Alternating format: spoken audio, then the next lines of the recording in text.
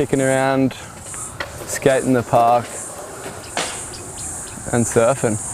That's pretty much what I do when I'm home, and then if I'm not doing that on the coast, then I'm hanging with the family or out in the bush trying to build boards and working on the house, and yeah, keeping it pretty chilled really, not doing anything too serious, that's for sure.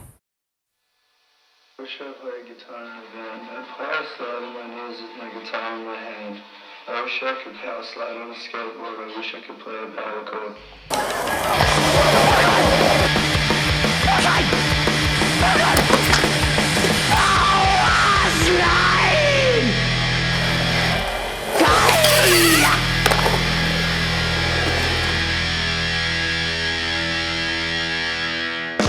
The building boards thing's like, it's so new that I don't even really, I consider myself so novice that I'm just like, I'm such a beginner still.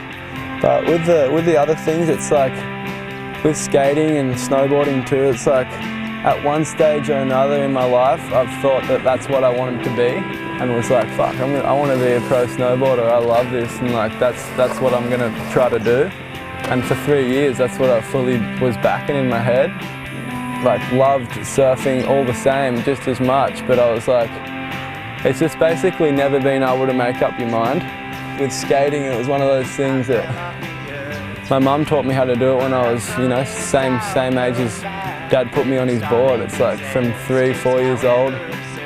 Skating's been like such a huge part of my life that you could never even like consider stopping.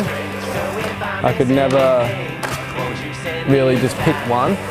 There was never like, I'm just gonna do this. It's like, you love all of it, so why would you stop doing any of it? I promise I'll come back, I just needed a rest. I was losing my nerve, but I still believe in you. While I'm hanging by one finger, should anything good occur, won't you send me a sign or a word? And all influence has come from my mum and dad from the get-go, you know. It's been like from him, never ever like even pushing me into surfing, like towing me in and introducing me to it, but then never, you know, I kind of was so put off for a long time after getting like my leggy caught around the rocks here. I remember getting held under and being pinned, and it shook me up and I didn't want to surf for years. He never was like, come on, like never like forcing me to try to get back into it. He's always been the one who's just cruising. You know, at the bottom of his heart, he knows that skating's one of those things too that's just like, it's a huge part of the beautiful thing we get to do in the ocean. Is it's the same kind of concept on land, and they're all interconnected at some point, some juncture or another. They've all had a history together. So if I miss anything, won't you send me a sign or a word?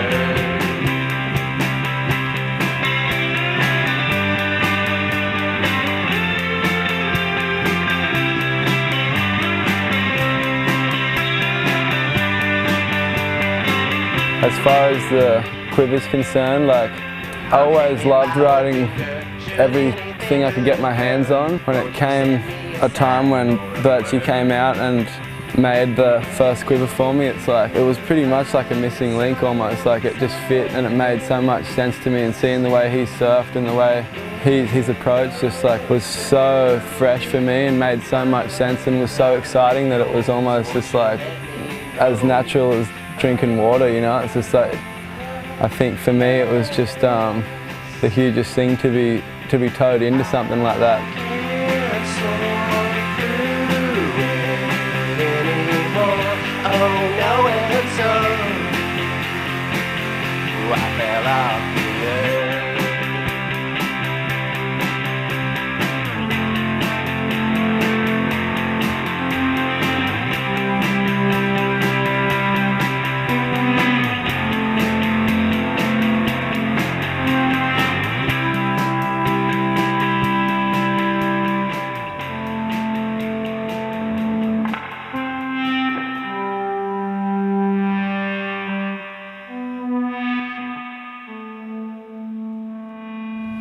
You know, it doesn't matter whether you're just starting out or you're like 15, 20, 30 years down the track, you still can be progressing.